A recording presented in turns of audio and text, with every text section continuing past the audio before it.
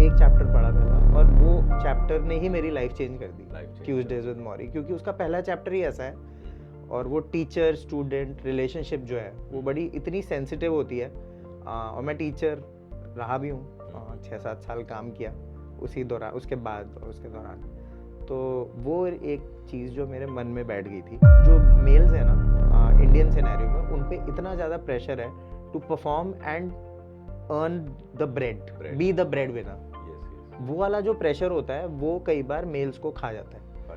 ऐसा नहीं है, फीमेल्स के साथ बहुत अलग अलग प्रेशर है, उससे मैं एग्री करता हूँ, लेकिन ये वाला जो प्रेशर है ये कई मेल्स को खाया हुआ है और इस वजह से वो अपनी नौकरियां चाहे अपना करियर कभी भी शिफ्ट करने की कोशिश नहीं करते, वो नहीं करते, जिंदगी बिता देते हैं उस चीज़ में। बिल्कुल क्लैरिटी बनती है और लोगों को पता होना चाहिए कि सब कुछ आसान नहीं है। जो आपको कई बार पोस्ट दिख जाती हैं, हम भी पोस्ट करते हैं कि बड़े हैप्पी हैं, बहुत बढ़िया चल रहा है, रेजिग्नेशन दे दिया, फिर हम ट्रैवल इन्फ्लुएंसर बन गए। हाँ, ऐसा नहीं होता। इट टेक्स टाइम, एफर्ट, और आपको एक्शन करने हैं। बिल्कुल। और आपको बहुत स्ट्रॉन्ग क्या बोलते हैं, कमिटमेंट चाहिए। Welcome to let's talk clarity podcast and today we are having a special guest on our podcast, Rohan Raj. He is the co-founder of Book Nerds. Book Nerds is a business based on books. Yes, book club, book meetings, podcasts on books and authors, and publishing house and everything around books. But इस podcast में रोहन ने share किया कि कैसे उन्होंने अपना career shift किया. He was teaching in a college and from there he started follow his passion towards books. So if you are a book lover or if you want to follow your passion, this episode is for you. Episode start करने से पहले let's shout out to our sponsors, let's design life and new patterns. They are into life coaching.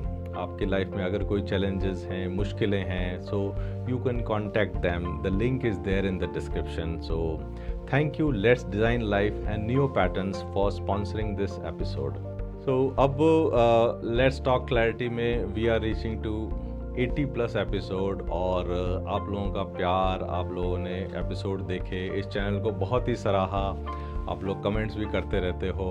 सो अगर आप लोगों ने subscribe नहीं किया है तो नीचे सब्सक्राइब का बटन है, उसको ज़रूर दबा दीजिए और इससे हमारा मनोबल बढ़ता है और हम लोग नए गेस्ट, बड़े गेस्ट, सेलिब्रिटीज़ को अपने चैनल पे लाने के पूरी कोशिश करेंगे. सो सब्सक्राइब करना बिल्कुल नहीं भूलिएगा. हाँ, अभी दबा दीजिए. Yes, subscribe. Seek clarity, have clarity, listen clarity, let's talk clarity.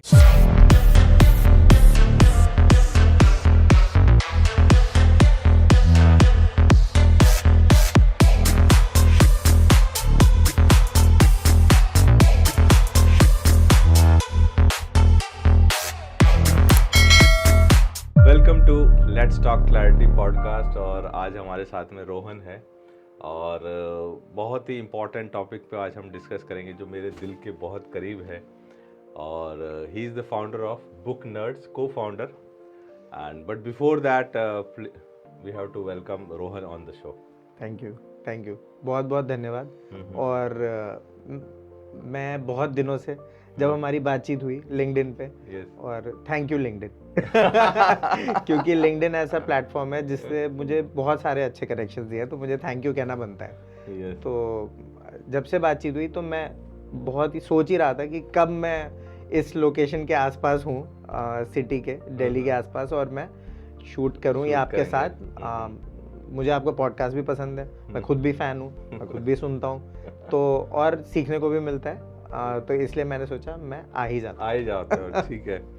तो एक्चुअली क्या है ना, मतलब जब से लिंक्डइन पे कनेक्शन हुआ है तब से मैं आपका फॉलो कर रहा हूँ, बुक्स फॉलो कर रहा हूँ. और यहाँ से मेरे को याद आता है 2015-16 में मैंने मेरी पहली किताब पढ़ी थी. ठीक है, ये पहले की बातों में मैंने आपको बताया नहीं, वो छुपा के रखा था. तो जिस दिन मैंने किताब पढ़ी थी उस दिन मेरे को लगा यार मैं इतने सालों से कर क्या रहा था. क्यों किताबें नहीं पढ़ रहा था. सो किताबों से आपका बहुत ही गहरा रिश्ता है. तो वो रिश्ता कहाँ से स्टार्ट हुआ, कैसे स्टार्ट हुआ? पॉडकास्ट वहीं से स्टार्ट करते हैं.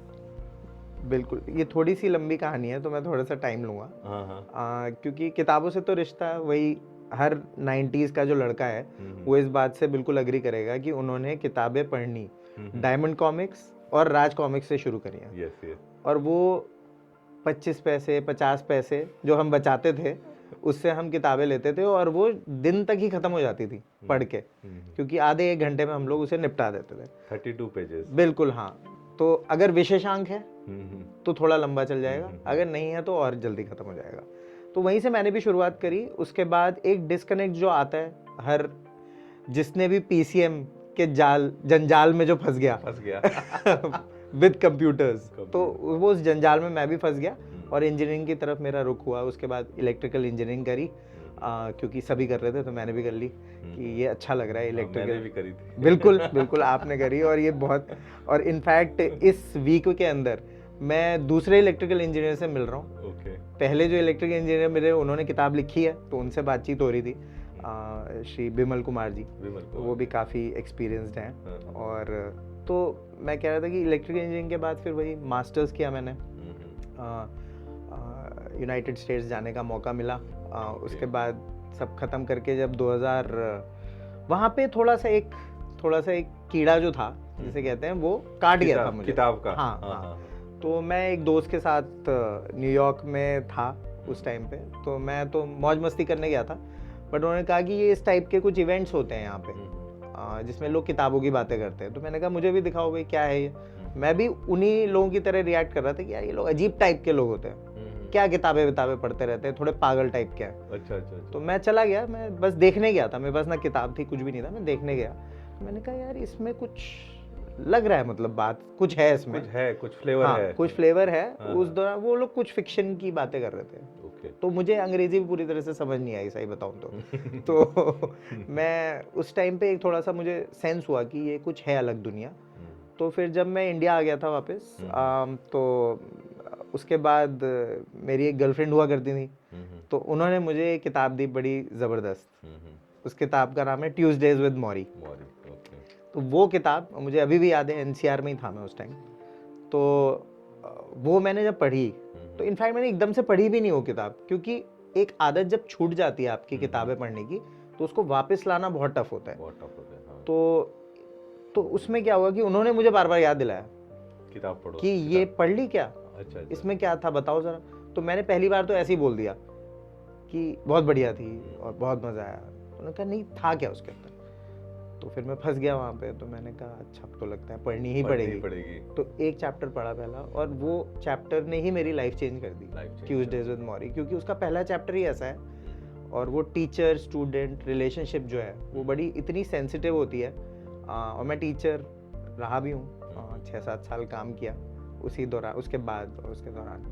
तो वो एक चीज़ जो मेरे मन में बैठ गई थी कि ये चीज़ मैं करता रहूँगा। उसका पढ़ना थोड़ा बढ़ाया। ओके। और फिर 2000 ये कौन सा साल था जब? ये करीबन 2010 के आसपास, 10 के आसपास। और उसके बाद फिर पढ़ाना शुरू किया बच्चों को, इलेक्ट्रिकल इंजीनियरिंग पढ़ाना शुरू किया, साइड में अपना थोड़ा बहुत पढ़ते रहे। सब्जेक्ट पढ़ाते थे? मैं अच्छा पढ़ाते थे, वो स्टूडेंट देख लेंगे तो वो कमेंट कर देंगे, बट हाँ मुझे EMFT अच्छा लगता था। वो अच्छा लगता था मुझे। हाँ, इलेक्ट्रोमैग्नेटिक फील्ड थ्योरी, तो सेकेंड ईयर में आता है, वो मुझे बड़ा अच्छा लगता था। तो वो अब बाकी बच्चों का तो पता नहीं, बट मुझे बहुत अच्छा लगता था। तो वो पढ़ाते पढ़ाते फिर एक टाइम ऐसा है कि शायद मेरा परफॉर्मेंस इस वजह से थोड़ा लचर होना शुरू हो गया था कि मैं उसमें मुझे मज़ा ही उतना नहीं आ रहा था टीचिंग में। हाँ, उतना मुझे डिस्कनेक्ट हो गया था, कर लिया मैंने, और परफॉर्मेंस उतना नहीं आ रहा था। तो वो दिख जाता है आपको, खुद को भी पता लग जाता है, खुद को भी पता लगता है, और रिजल्ट्स जब आते हैं बच्चों के तो उसमें भी दिखता है वो चीज़, फीडबैक में और हर चीज़ में फीडबैक भरवाया जाता है। तब तक आप कितनी किताबें पढ़ते थे? मैं एक किताब महीने में, एक किताब, इससे ज़्यादा नहीं पढ़ता था मैं, बहुत कम पढ़ता था उस टाइम तक। हाँ, तो उसके बाद फिर धीरे धीरे तो ये परफॉर्मेंस ख़राब हुआ, उसकी वजह से मुझे 2 जगह से लगातार फायर हुआ मैं, 2 यूनिवर्सिटीज़ से, कॉलेजेस से। तो तब मुझे लगा कि यार मतलब मैं अच्छा खासा हूँ, मतलब, और मैं इस चीज़ पे ध्यान ही नहीं दे रहा हूँ ढंग से, मतलब मैं शायद अपना पूरा परफॉर्मेंस भी नहीं दे रहा हूँ पढ़ाने की ओर। तो मुझे लगा कि लगता है मुझे सोचना चाहिए बैठ के कि इस चीज़ के बारे में। तो मैंने जून जुलाई 2015 में आके मैंने एक सबैटिकल लिया, जिसे हिंदी में मुझे नहीं पता क्या कहते हैं, एक ब्रेक कह लीजिए उसको। ब्रेक कह लीजिए, पॉज लिया। हाँ, आजकल पॉज बड़ा फैशनेबल हो गया कि fashionable, पॉज लिया, ट्रेंडिंग है बिल्कुल। मैंने पॉज लिया कि करना क्या है। तो फिर मैंने ये चीज़ ना, मैंने फिर वो जो चीज़ थी, जो न्यूयॉर्क वाली चीज़ थी, वो मुझे याद आई, बुक क्लब वाली, वो मैंने कनेक्ट किया वापस कि हाँ इस चीज़ में मुझे मज़ा आ रहा था उस जगह पे।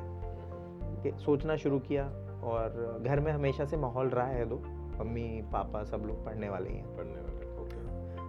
अंग्रेज़ी उर्दू सब कुछ है घर में।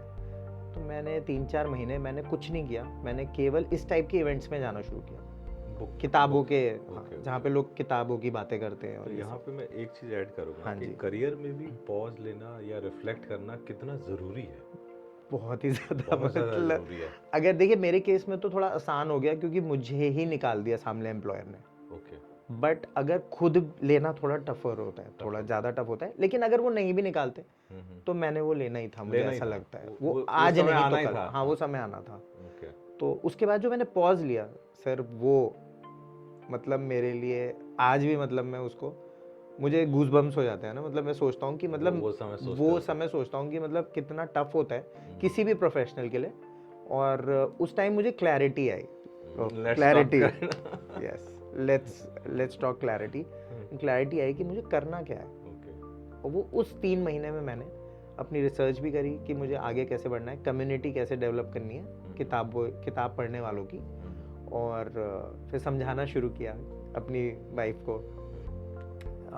ऑल्दो वो मेरे साइड पे ही रही है हमेशा कि तुम अपना कुछ करो और मैं तुम्हारा साथ दूंगी। तो मैंने उनको समझाया तो उनके समझ में आ गया कि कुछ लग रहा है, तो देखते हैं क्या होता है। लॉन्च करा, 10,000 रुपये लिए पिताजी से, कि आप 10,000 रुपये बस दे दो, उसके बाद कुछ नहीं मांगूंगा। तो उन्होंने दे दिया, ठीक है करो। हमने लॉन्च कर लिया, और उसके बाद फिर कहानी आगे बढ़ गई। बहुत बढ़िया। तो ये एक संक्षिप्त में थोड़ा, लेकिन नहीं, बहुत ही अच्छा तो जर्नी आपने बताया। आपने जॉब भी किया, उसके बाद में जॉब में जो डिस्कनेक्ट था वो भी फील हो रहा था आपको, बिल्कुल हो रहा था, लोगों को भी फील हो रहा था। एंड देन तो फिर जब इनफैक्ट सर एक स्टूडेंट ने आके मेरे को डायरेक्ट बोल दिया था, फाइनल ईयर का स्टूडेंट था, उसने आके मेरे को डायरेक्ट बोला कि मैं अपना काम ही कर रहा था अपने केबिन में बैठ के, और बोला कि सर आप एक बात कहनी थी, आप बुरा मत मानना, आप टाइम अपना क्यों वेस्ट कर रहे हो यहाँ पे। मैंने कहा मैं तो काम कर रहा हूँ अपना, मैं टाइम वेस्ट नहीं कर रहा हूँ। मैंने कहा नहीं सर, आप यहाँ पढ़ा क्यों रहे हो, टाइम वेस्ट कर रहे हो आप अपना, आप कुछ और करो जाके। तो मैंने उसको डांट के भगा दिया, निकल जाओ यहाँ से, बकवास मत किया करो। बाद में सोचा मैंने इस बारे में, उस समय तो बुरा लगा, बट हाँ वो दर्द होता है सबको, ऐसा कोई बोल दे कि आप अपना टाइम क्यों वेस्ट कर रहे हो यहाँ पे। मैंने सोचा कि यार ये कुछ तो है इस बात में, सोचा जाए इस बारे में कि अगर स्टूडेंट को लग रहा है ऐसा, तो वो इसका मतलब वो देख पा रहा है, मेरे थ्रू देख पा रहा है कि मैं उस चीज़ के लिए पैशनेट नहीं हूँ। ये मुझे बड़ा ये कैसे हुआ, मतलब पहले आप पैशनेट थे, हाँ, उसके बाद ये मतलब कैसे डिस्कनेक्ट हुआ, अगर आप रिफ्लेक्ट करो या सोचो। पैशनेट तो नहीं था सर मैं, अच्छा, उस चीज़ को लेके। हाँ देखिए, भारत में रिजल्ट्स लाना और काम करना भी ऐसा कोई मुश्किल काम नहीं है, लेकिन जो चीज़ मिसिंग है वो है पैशन। आप भी देखिए पॉडकास्ट कर रहे हैं, पैशन की वजह से ही कर रहे हैं, है ना। तो अपन को पता नहीं रहता कि अपना पैशन है क्या। हाँ, क्योंकि अपन को स्कूल में सिखाया जाता है कि आपको आगे पीटी या जो भी इंजीनियरिंग टेस्ट में जाना है, उसके बाद वहाँ पे चले गए तो कौन सी ब्रांच लेनी है, उसके बाद आता है कि आपको नौकरी करनी है। मतलब वो एक फिक्स पैटर्न है। अपने पैशन के बारे में सोचने का समय और गैप दिया ही नहीं जाता। अगर आप से सोच भी लेंगे ना, तो इतना आप डिसीजन नहीं ले पाएंगे, क्योंकि इतने प्रेशर्स होते हैं। खासकर ऐसा नहीं है कि फीमेल्स पे नहीं होते प्रेशर, बट जो मेल्स है ना इंडियन सिनेरियो में, उन पे इतना ज़्यादा प्रेशर है to perform and earn the bread, be the bread winner. वो वाला जो प्रेशर होता है वो कई बार मेल्स को खा जाता है। ऐसा नहीं है, फीमेल्स के साथ बहुत अलग अलग प्रेशर है, उससे मैं एग्री करता हूँ, लेकिन ये वाला जो प्रेशर है ये कई मेल्स को खाया हुआ है। और इस वजह से वो अपनी नौकरियां चाहे अपना करियर कभी भी शिफ्ट करने की कोशिश नहीं करते, वो नहीं करते, ज़िंदगी बिता देते हैं उस चीज़ में। तो मैं लकी था, मेरी किस्मत अच्छी थी कि मेरे को अपनी क्लैरिटी मिल गई, बट ज़्यादातर लोगों को नहीं नसीब होती है, तो आई थैंक गॉड फॉर दैट। तो जब पहला वो मोमेंट कैसा था जब आपने अपने अपने पेरेंट्स को बताया कि नहीं जॉब छोड़ के नहीं देखिए, वो तो बड़ी मज़ेदार कहानी है कि मुझे तो निकाल दिया गया था। अच्छा, लेकिन तो उनको बता दिया था? उनको नहीं बताया मैंने उस टाइम किसी को नहीं बताया, और ये मेरे ख्याल में गलत चीज़ सिखा रहा हूँ मैं लोगों को, बट उस टाइम मेरी बहन की शादी होनी थी, और ये 2015 का जो मैंने टाइम बताया आपको, मई जून, हाँ, तो जून में मेरी बहन की शादी होनी थी, और मैं नहीं रिवील कर सकता था किसी को। तो मई में तो हो चुका था काम जो होना था, आई वॉज फायर्ड, बट जून में शादी होनी थी, तो मैं किसी को नहीं बताया, मैं अपने अंदर ही रखा रहा उस चीज़ को अगस्त तक, और अगस्त में सेशन शुरू होता है। तो वहाँ पे फिर मेरी वाइफ ने पूछा कि तुम जा क्यों नहीं रहे हो कॉलेज? मेरी हिम्मत फिर भी नहीं हुई, तो उन्होंने फिर पूछा क्यों नहीं जा रहे हो 2-3 दिन बाद? मैंने कहा अभी खुलने वाला है कॉलेज, अभी खुलेगा, अभी यूनिवर्सिटी से कुछ ऐसा है, झूठ बोल दिया ऐसे ही। अच्छा, क्योंकि घबराहट इतनी थी कि मैं अगर ऐसा बोल दूंगा, अंदर बहुत मतलब ऐसा हाँ, डर था बहुत ज़्यादा कि कुछ तो बिगड़ जाएगा। तो उसके बाद फिर फाइनली मुझे बताना पड़ा, तो उसके बाद फिर टफ होता है वो चीज़ को झेलना, उसमें आपको बहुत अपनी ओपिनियन को थोड़ा स्ट्रांग रखना पड़ता है, और आपको करके दिखानी पड़ती है कुछ चीज़ें, बोलने से नहीं होता, केवल आपको मेहनत करके दिखानी पड़ेगी, हाँ, एक्शन करके दिखाना पड़ेगा। ये मैंने कहीं किसी को नहीं बताया मैंने तो लेट्स टॉक क्लैरिटी पे तो क्लैरिटी आनी ही बिल्कुल क्लैरिटी बनती है, और लोगों को पता होना चाहिए कि सब कुछ आसान नहीं है।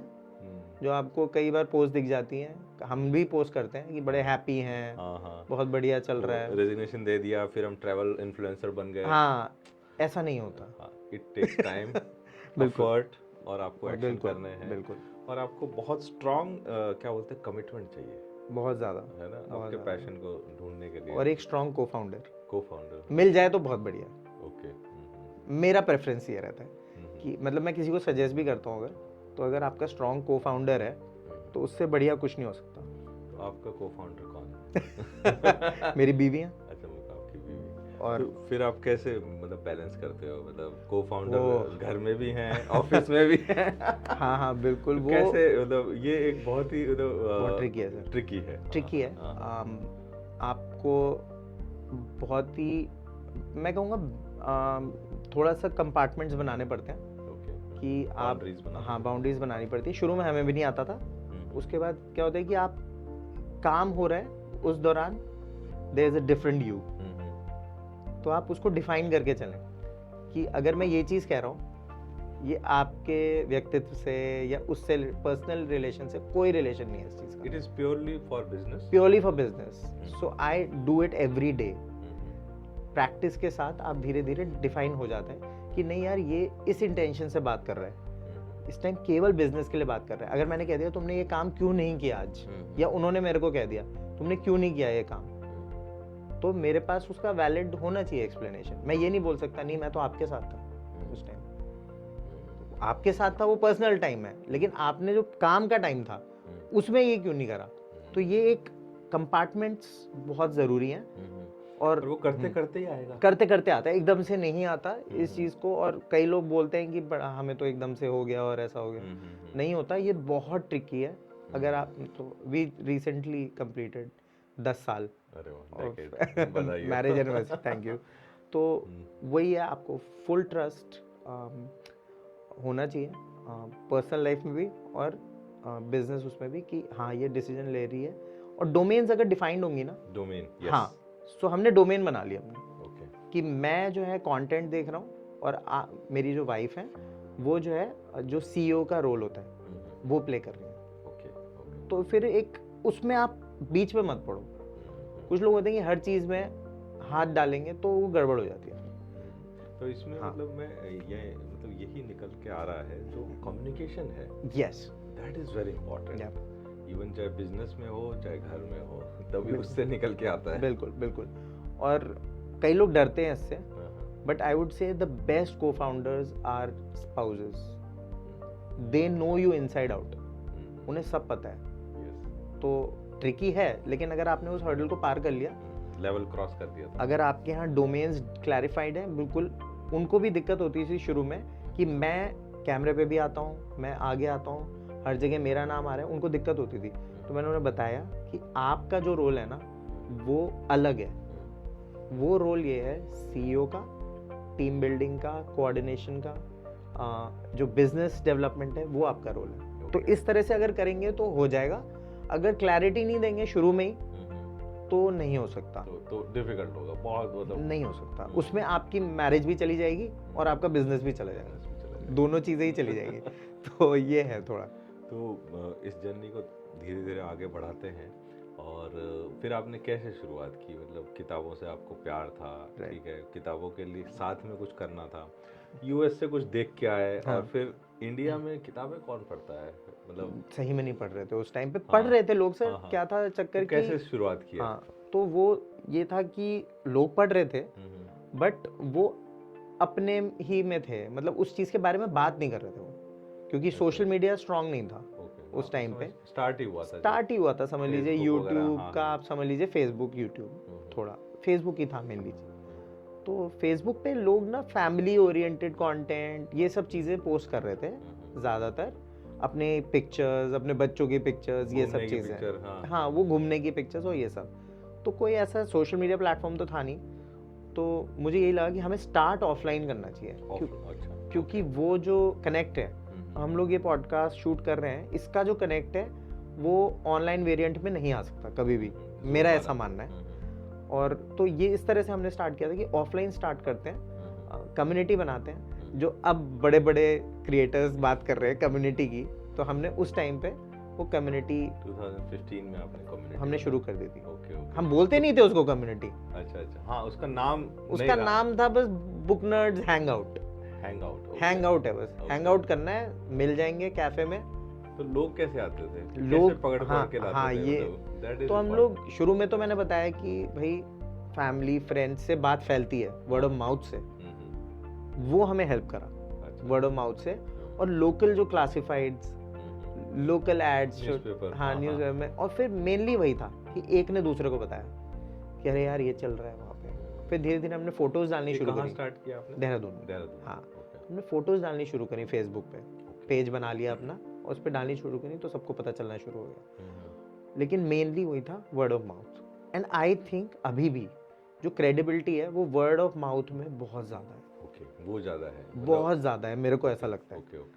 ऑनलाइन आप लोगों को बेवकूफ़ बना सकते हैं कि हम ऐसे हैं, हम वैसे हैं, हमने ये किया है, हमने वो किया है। लेकिन जब एक्चुअली ऑफलाइन आप मिलते हैं लोगों से और इवेंट चल रहा होता है या मीटअप चल रहा होता है, वहाँ आप झूठ नहीं बोल सकते। जो आप हो वो हो आप।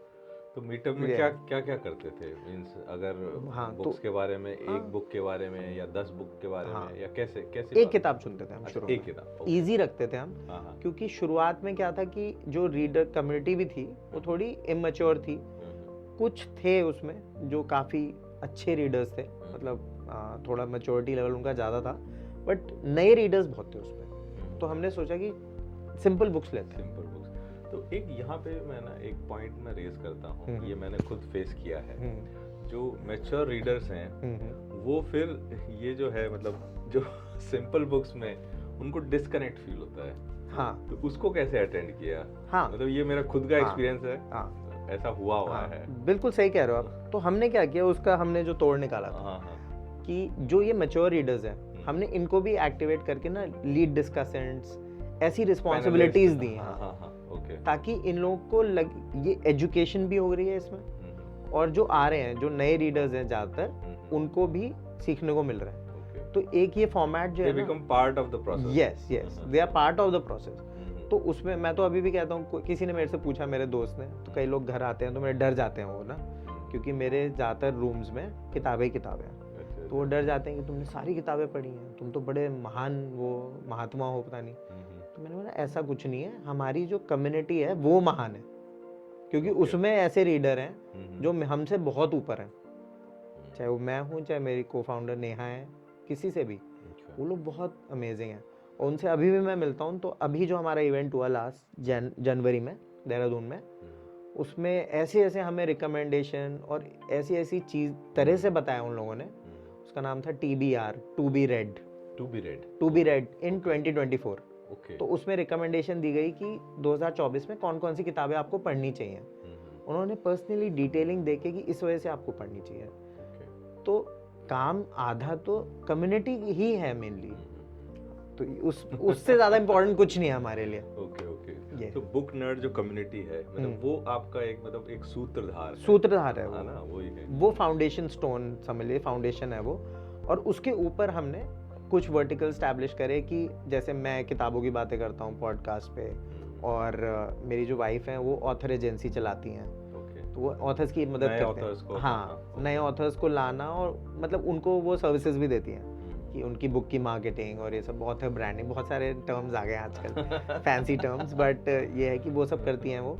और जो हमारी कंटेंट टीम है वो अलग है, वो कंटेंट ही बनाती है हर फॉर्म में, टेक्स्ट, वीडियो, ऑडियो, हर तरीके से. फिर ये धीरे धीरे जैसे अपन पहले आप प्रोफेसर थे, पढ़ाते थे, फिर बिजनेस साइड कैसे सीखा, और या फिर एक और सर मैंने अभी भी नहीं सीखा है.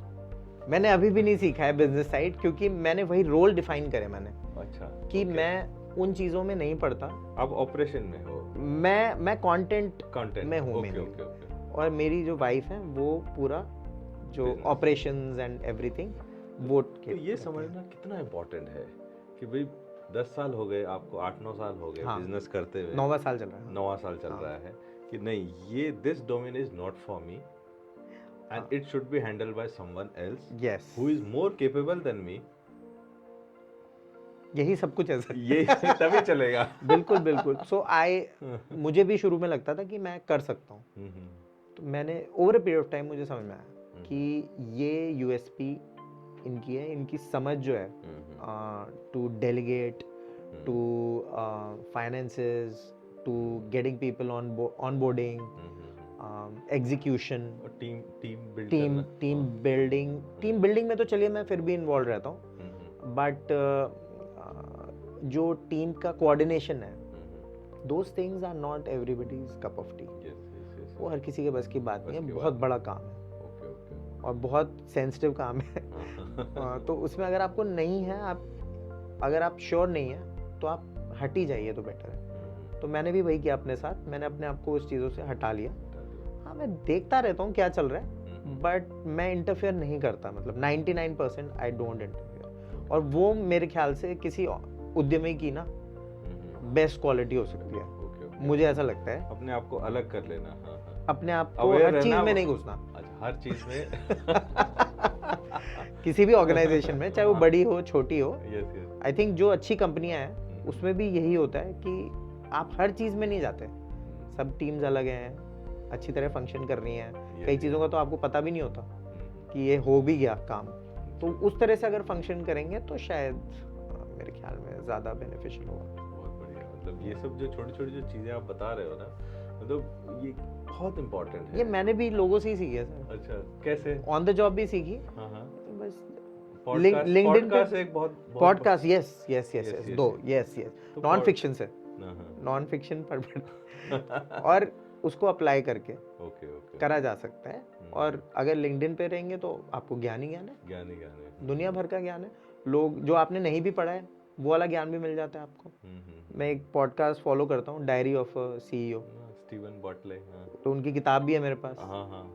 तो वो बहुत अमेजिंग पॉडकास्ट है. 6 महीने से मैं भी सुन रहा हूँ. बहुत अच्छा पॉडकास्ट है. उन चीज़ों से आप सीख सकते हो. अगर आपकी फॉर्मल एजुकेशन नहीं है, इसमें MBA तो नहीं है मेरा, मैं कोशिश कर रहा हूँ कि मैं और सीखूं इस चीज़ के बारे में, लेकिन फिर भी घुसता नहीं हूँ. समझ रखने की कोशिश करता हूँ, लेकिन घुसता नहीं हूँ उन कामों में.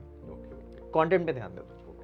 तो इसी थोड़ी सी जर्नी को आगे बढ़ाते हैं. अगर कोई नया स्टूडेंट है, ही और she is just pass out from college, just graduate हुए हैं, और उनको किताबों का बहुत ही इंटरेस्ट है, पैशन है, तो उसके लिए अगर 2-3 अगर टिप्स देंगे कि बुक्स में ही अगर उनको कुछ करना है या कुछ करना है, तो मतलब कैसे वो पाथ मतलब फॉलो करें, या फिर या ऐसे पूछूं कि क्या ट्राई करें, क्या नहीं ट्राई करें, because you have been to this journey. Right. मेरे हिसाब से सर एक ऑनेस्ट रीडर होना तो सबसे ज़रूरी काम है. उसके बाद इस फील्ड में आप कुछ कर सकते हो. अगर आप उस चीज़ को आप पढ़ रहे हो रेगुलरली और समझ आपकी बढ़ती जा रही है, उसके बाद आप एंटरप्रेन्योरशिप भी कर सकते हो, चाहे वो पब्लिशिंग हाउस में हो, चाहे हमारी जैसी ऑर्गेनाइजेशन हो। हम तो अपने आप को एक लिटरेरी स्टार्टअप कहते हैं, लिटरेरी स्टार्टअप ऐसे ही अपने आप ही बना दिया था, किसी कुछ था ही नहीं ऐसा तो अपने आप ही बना दिया। बट अगर ऐसा काम करना है तो बेसिक क्राइटेरिया वही है, चाहे हम हमारी टीम में अगर कोई भी बंदा आता है तो वो रीडर होना चाहिए। तभी वो एसेंस समझ पाएंगे। वो समझ नहीं पाएंगे, वो जो एक जोन है वो नहीं समझ पाएंगे। तो ये चीज़ इंपॉर्टेंट है। अगर आप वो हो तो फिर आप नेक्स्ट स्टेप पे आ सकते हो कि मान लीजिए आपको मार्केटिंग आती है तो आप एक बहुत अच्छे बुक मार्केटर बन सकते हो। अगर आपको पर्सनल ब्रांडिंग का है कुछ ज्ञान तो आप ऑथर ब्रांडिंग कर सकते हो। अगर आप केवल आपको समझ आ गई है राइटिंग और रीडिंग की थोड़ी, तो आप एडिटर बन सकते हो। फ्रीलांस एडिटर्स की बहुत अच्छी कमाई हो रही है। मैं बोलना चाहता हूँ कॉपी राइटिंग बहुत सारी चीज़ें।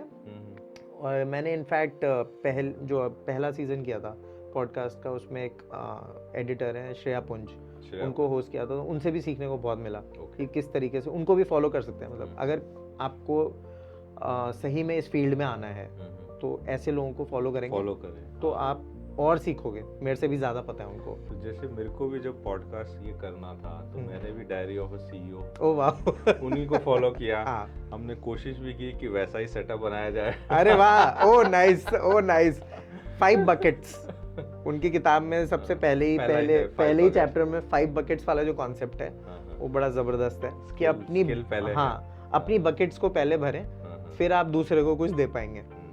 तो वही मैं थोड़ा सा बता देता हूँ इस बारे में क्या बात कर रहे हैं कि उन जो होस्ट हैं वो स्टीवन बार्टलेट जो हैं, उन्होंने ये सोचा कि मैं कुछ काम करूं अफ्रीकी बच्चों के लिए।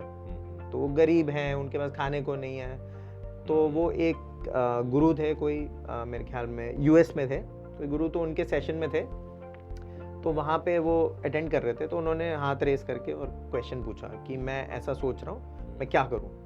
तो उन जो गुरुजी थे उन्होंने ये बताया कि ये जो आप अपनी बकेट्स जो है ना वो पहले फिल करो। बस इतना बोल के चुप हो गए। अच्छा, शांत हो गए। तो स्टीवन बार्टलेट को समझ में आ गया कि ये क्या कहना चाह रहे हैं। वो वापस गए, उन्होंने ये 5 बकेट उसमें सब दिया हुआ है, पढ़ सकते हैं आप लोग। अगर ये बुक जो है, अभी कवर भी दिखा देता हूँ आपको। तो मतलब अभी के टाइम की वो बेस्ट, हाँ दिखा देता हूँ। तो जो स्टीवन बार्टलेट की बुक है, तो ये अभी के टाइम की मतलब best popular, most popular book है। ये है कवर, ये कवर है, सिंपल सा ही कवर है ना। तो इसको आप पढ़ेंगे तो इस वही है। तो उन्होंने वापस जाके अपनी buckets, knowledge, skills, all these things उन्होंने बकेट फिल करनी शुरू करी। और उसके बाद अब वो काम करते हैं उन्हीं बच्चों के लिए, उनको वो सपोर्ट करते हैं क्योंकि अब उनके पास रिसोर्सेज हैं, वो रेपुटेशन है। ये सारी 5 बकेट्स हैं जो होनी चाहिए आपके पास। बुक पढ़ोगे तो समझ में आ जाएगा। तो अभी जब आप खरीदनी पड़ेगी बुक, है ना, खरीदनी पड़ेगी तब समझ में आएगा, ऐसे फ्री में नहीं होता। तो अब आपने एक बुक बता दी है, तो इसके अलावा एक और बताई, ट्यूसडे विद मूरी, और 3 अगर बुक आपसे अगर मैं पूछूं, ठीक है, तो वो भी आप बता दीजिए। 2-3 है मेरे पास किंडल में। आजकल मैं अभी वो नहीं कर रहा हूँ, अपनी पेपर बैक वगैरह। बेस्ट मतलब बुक्स अगर 2024 में। चलो सही है, मैं बता देता हूँ। वैसे तो 2024 तो पता नहीं, बट मुझे जो अच्छी लगी, वैसे तो लोग ना बहुत ऑल टाइम बेस्ट, हाँ ऑल टाइम जो आजकल मेरे दिमाग में चल रही है मैं वो बता देता हूँ कि वैसे तो लोग ना बहुत बोलते हैं कि वारिकू जी जो हैं वो ऐसा लिखते हैं वैसा लिखते हैं, बट मुझे अच्छा लगता है उनकी बुक। क्यों लगती है? क्योंकि सिंपल लिखना मेरे को नॉन रीडर को रीडर बनाने के लिए बेस्ट बुक्स हैं वो। आपने बिल्कुल सही बात कही, मैं कहने वाला था इस बात को। नॉन रीडर को अगर आप रीडर बना रहे हो, उससे बेटर कुछ नहीं हो सकता। और ये बहुत सारे लोग काम कर रहे हैं, बट ये जो इन्होंने लिखा है ना, ये बहुत ही इंपॉर्टेंट वर्क है क्योंकि ये बहुत सारे नॉन रीडर्स को रीडर बना चुके हैं। और प्लस बहुत सिंपल वे में लिखा हुआ है। जैसे हमारे मसूरी के जो रस्किन बॉन्ड हैं, वो बहुत सिंपल वे में लिखते हैं।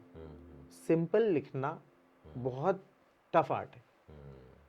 आप टफ तरीके से लिख लोगे, आप टेक्निकलिटीज बना सकते हो आप, और टेक्निकलिटीज में जाके बहुत कुछ कर सकते हो आप। इवन इन म्यूजिक आप चाहो तो बहुत ही टेक्निकली साउंड सॉन्ग बना सकते हो, बट जो सॉन्ग इमोशनल होता है वो लोगों को ज़्यादा पसंद आता है, वो ज़्यादा पॉपुलर होता है। तो वही चीज़ यहाँ पे भी है, do epic shit, that is good for me.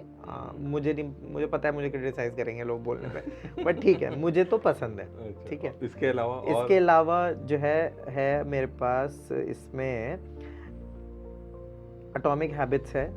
Again लोग मुझे पता है मेरे ही कुछ फ्रेंड्स हैं जो मुझे बोलेंगे यार क्यों फिर से रिकमेंड कर रहा है एटॉमिक हैबिट्स, बट एक्चुअली अच्छी है। तो क्या करें, मतलब झूठ बोलें कि नहीं है अच्छी, तो हमें तो अच्छी लगी। और उनका ऐप भी अभी लॉन्च हुआ है, तो उनका जो इकोसिस्टम है वो बहुत अच्छा इंडिया है। में शायद नहीं हुआ अभी तक। नहीं, हो गया, मैंने डाउनलोड किया था, कर लिया। मैं परसों ही देख रहा था। हाँ। I was not able to download. Yes, and then last वाली कौन सी थी, एक आजकल मैं पढ़ रहा हूँ, जॉनी आइव जो है एप्पल के डिजाइनर है, बहुत सालों तक रहे, अभी पूरी नहीं करी है मैंने ये। Jony Ive, the genius behind Apple's greatest products. तो मैं कुछ डिजाइन वाइज कुछ सोच रहा था अपने दिमाग में, तो मैंने ये पढ़नी शुरू करी। तो इन्होंने ही सारे एप्पल प्रोडक्ट्स जो हैं उसके ये जो है विजनरी हैं। नाम तो मतलब ऑब्वियसली स्टीव जॉब्स का आता है, बट ये he is the main man. और इनकी डिजाइन सेंस कैसे, ये सीखे कैसे, डिजाइन में आए कैसे, क्योंकि डिजाइन में आना ही पहले एक मुश्किल बात है। तो वो जो कहानी है वो बड़ी इंटरेस्टिंग है। उनके फादर से कैसे इंस्पिरेशन लिया उन्होंने, उनके फादर एक डिजाइन सेंस थी उनको। तो डिजाइन में मैं यहाँ पे ऐड करूँगा, नेट कुछ हिंदी की अगर किताबें बताएंगे तो। हाँ, एक तो राग दरबारी, हाँ, वो तो सबको ही पढ़नी चाहिए। और अभी भी एक पॉडकास्ट शूट किया था, तो उस समय भी यही बात हो रही थी कि ये किताब ज़रूर पढ़ो, बट हाँ पहली किताब नहीं पढ़नी चाहिए, शुरुआत में नहीं पढ़ो। उसके बाद आजकल जो मुझे लगता है कि नई हिंदी जो है वो नॉन रीडर्स के लिए स्पेशली वो बहुत अच्छी है। तो उसमें क्या है, थोड़े बहुत अंग्रेजी के भी शब्द हैं, थोड़ी कैजुअल भाषा है उसमें। तो मुझे लगता है हाँ, वो जो नॉन रीडर्स हैं उनको पढ़नी चाहिए, ताकि वो धीरे धीरे जो साहित्य जो है हमारा उसकी तरफ आए, अच्छी किताबों की तरफ। तो उसमें मानव कौल हैं, जो एक्टर भी हैं, लेकिन उनकी लिखाई बहुत ज़बरदस्त है। और दिव्य प्रकाश दुबे, इनके कोई भी काम इनका, और सुशोभित हैं, इन तीनों की किताबें जो हैं ये पढ़नी चाहिए। और कोई भी उठा लोगे आप तो आपको डिसअपॉइंटमेंट नहीं होगा। तो इनमें से स्टार्ट करें और फिर धीरे धीरे ग्रेजुएट करें राग दरबारी और बाकी चीज़ों पे। और अभी प्रेमचंद तो पढ़ना ही है। अच्छा, प्रेमचंद तो पढ़ना ही है, वो तो अलग ही बात है, हमने स्कूल में ही पढ़ा है, और उसके बाद भी मतलब वो तो पढ़ना ही है। बट वहाँ तक भी पहुँचने से पहले मुझे लगता है नई हिंदी थोड़ा आसान कर देती है रास्ता, तो उससे करेंगे शुरुआत तो बेटर इसके रहेगा। अलावा आजकल बहुत सारी इंग्लिश की जो बुक्स हैं वो भी ट्रांसलेट करके भी मिलती हैं, तो वो कैसा एक्सपीरियंस है? ठीक है सर, मतलब मेरे जिसको सीखना है उसके लिए तो कोई भी उसके नॉन फिक्शन में चल जाता है। अच्छा, नॉन फिक्शन में चल जाता है, कोई दिक्कत नहीं है, उसमें कोई दिक्कत नहीं है। अब ये जैसे हमने अभी डू एपिक की बात करी और ये सब ये कर रहे हैं, सुधा मूर्ति की किताबें हिंदी में भी आती हैं, कई मल्टीपल लैंग्वेजेस में आती हैं, बट फिक्शन में अगर देखा जाए तो वो बात नहीं आ पाती। मैं ट्रांसलेशन वर्क्स मुझे अच्छे लगते हैं, बट उल्टा, मतलब कि रीजनल टू अंग्रेजी अगर करें अच्छी तरह करें बेटर आएगा, और आ भी रहा है।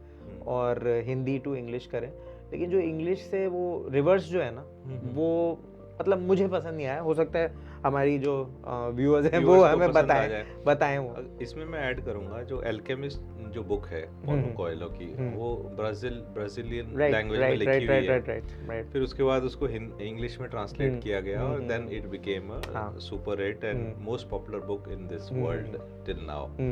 तो वो ट्रांसलेशन आप सही बोल रहे हो, रीजनल से इंग्लिश में गए तो इट बिकम्स, पकड़ लिया है सेंस। ऑल्दो हर केस में ट्रू नहीं है, कुछ किताब, हम नाम क्या लूँ मतलब, बट कुछ किताबें हैं ऐसी जो मतलब उतना वही चीज़ है। मतलब मुझे ऐसा लगता है कि जो रिवर्स है वो ट्रू नहीं है, कि अंग्रेजी से जब आप करते हैं, अंग्रेजी से जब आप करते हैं तो थोड़ा सा उसका हिल जाता है हिसाब किताब। हाँ हाँ, जैसे मतलब इंग्लिश मूवीज डब करके जो दिखती हैं, हाँ, मतलब वो उसमें वो बात नहीं आती।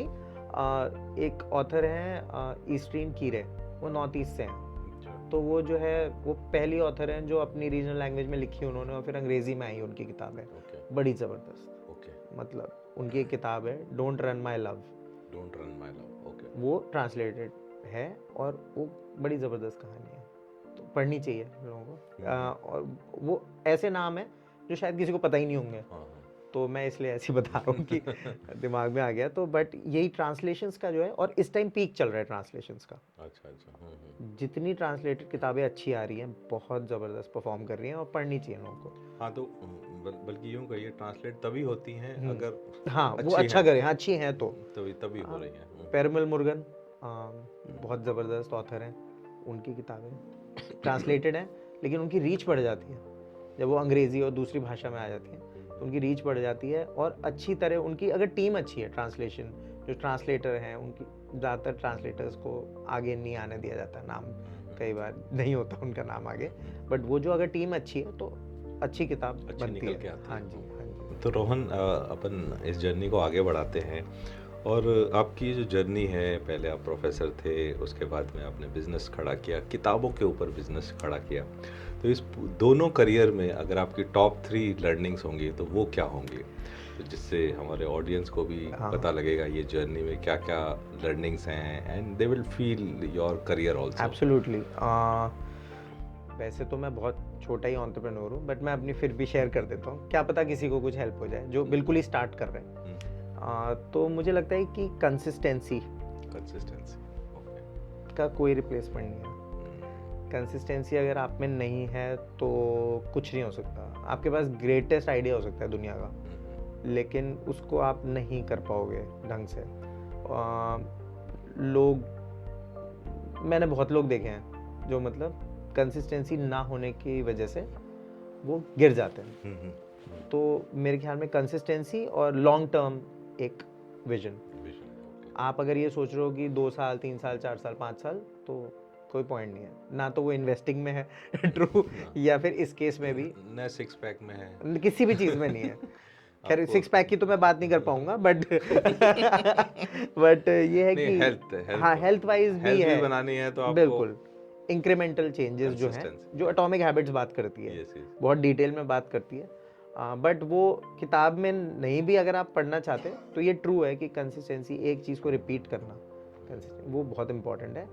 सेकेंड ये है कि डिस्ट्रैक्शंस, हमारे ज़्यादातर एंटरप्रेन्योर्स को रोज़ एक आइडिया आता है, तो उन्हें लगता है कि सारे एग्जीक्यूटेबल हैं, क्योंकि हमारे पास एक प्रोसेस आ गई है कि हम इसको एग्जीक्यूट कर सकते हैं। एक सिस्टम है अपने पास, हमारे पास सिस्टम है, हमारे पास सब कुछ है, हमारे पास कम्युनिटी भी है, सब कुछ हो सकता है, ऑडियंस है, सब कुछ है। तो सबको लगता है कि कुछ भी पॉसिबल है, कुछ भी आप प्रोडक्ट डाल दोगे मार्केट में और वो सक्सेसफुल हो जाएगा। Super powerful. हाँ, लेकिन ऐसा है नहीं, क्योंकि आप 10 चीज़ें करने जाते हो तो वो जो 1-2 चीज़ जो आप अच्छी तरह से कर रहे हो वो भी गिर जाती है। मेरी लर्निंग है, मतलब हो सकता है कई लोग मल्टीप्रेन्योर्स हैं। मैं एक पॉडकास्ट पे भी था रिसेंटली कि जहाँ पे मल्टीप्रेन्योरशिप की बात हो रही थी।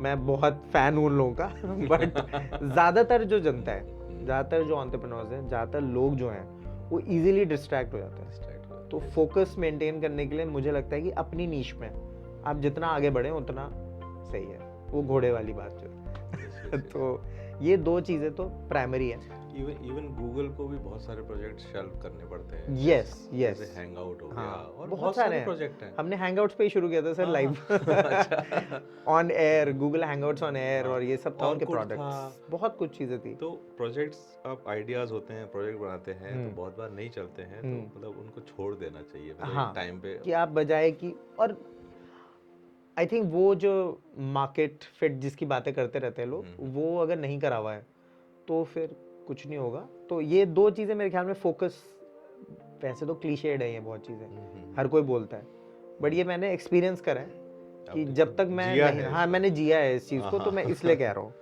और तीसरा है अच्छा कंटेंट कंज्यूम करना, जो मैं कोशिश करता हूँ, हर किसी से सीखता हूँ, चाहे कोई भी प्लेटफॉर्म हो, ज़्यादातर लिंक्डइन पे सीखता हूँ, वहीं से, चाहे वो अच्छी किताबें हैं, चाहे अच्छे पॉडकास्ट हैं, लेट्स टॉक क्लैरिटी के लिए। और जितने भी अच्छे कंटेंट लोग प्रोड्यूस कर रहे हैं वो मैं कोशिश करता हूँ कि उसको मैं करूँ और सीखूँ वहाँ से। और करना चाहिए, जितना जल्दी शुरू हो जाओ लाइफ में उतना बढ़िया है। लोग बोर होते हैं ऐसी बातों को सुन के, बट ये ट्रू है।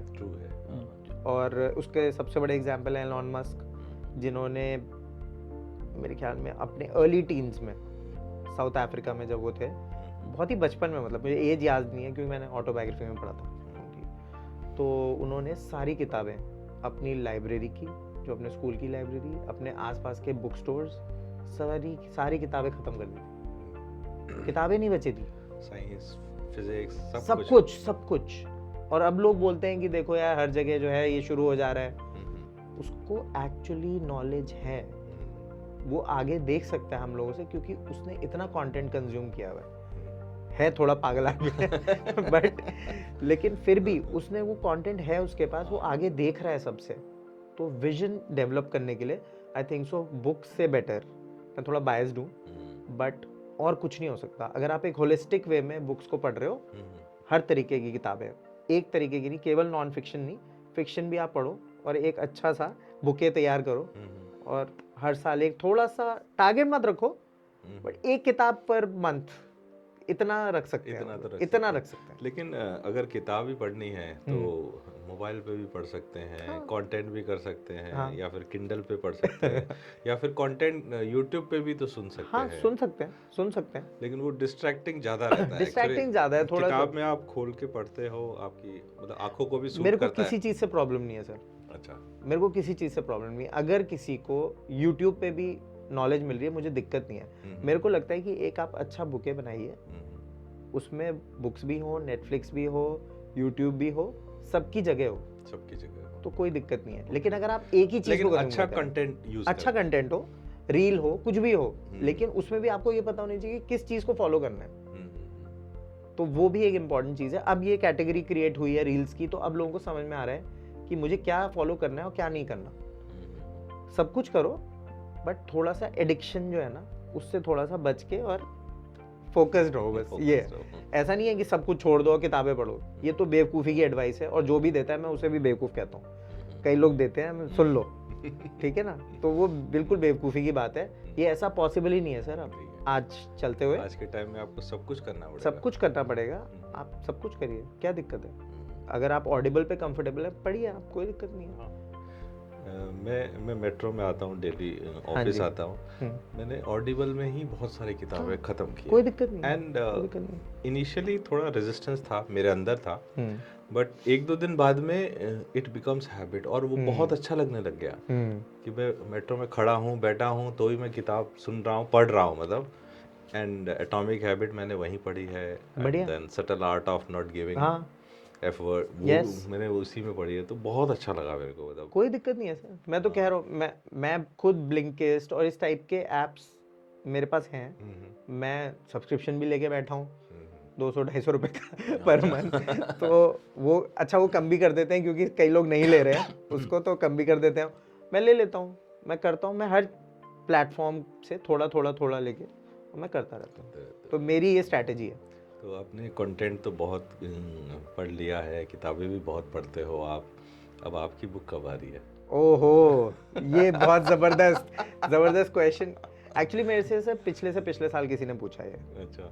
तो मैंने उनको बोला कि मैं कभी नहीं लिखूंगा लाइफ में किताब। ओके, 2 साल कभी भी नहीं लिखूंगा। हाँ, 2 साल पहले, 2022 में। ओके। 2023 में फिर किसी ने पूछा मेरे से, एक एडिटर है, उन्होंने पूछा, तो मैंने कहा हाँ मेरे पास कुछ है शायद लिखने के लिए, तो मैं बोला चलो लिखो फिर।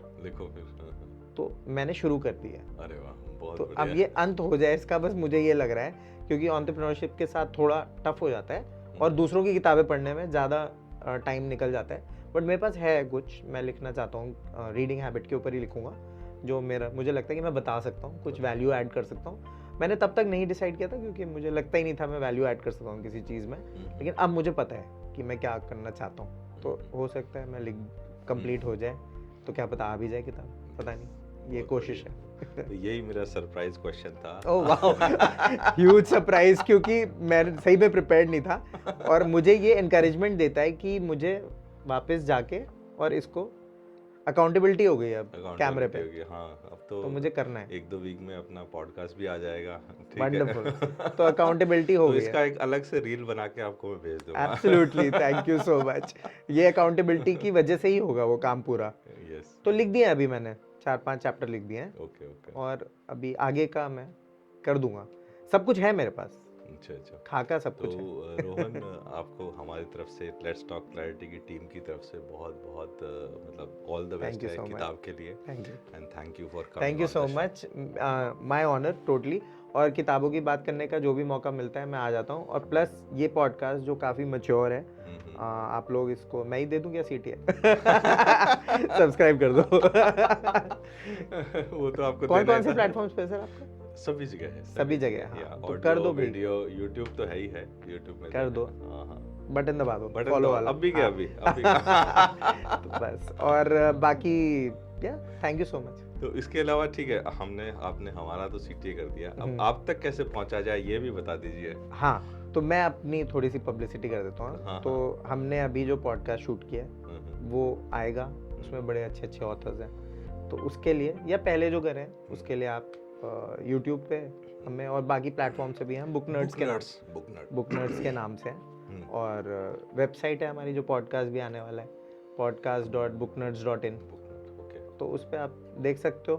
और नहीं भी देखोगे तो किताबें तो पढ़ ही लो। किताबें, अगर बुक्स पढ़ने का कल्चर अपन को स्टार्ट करना है, या फिर किस जो नॉन रीडर को पढ़वाना है, उसको थोड़ा सा नज करना है, तो उसके लिए क्या क्या आपने पास टेक्निक है और कैसे आप बता सकते हो? ये किताबें पढ़नी कम नहीं हुई है।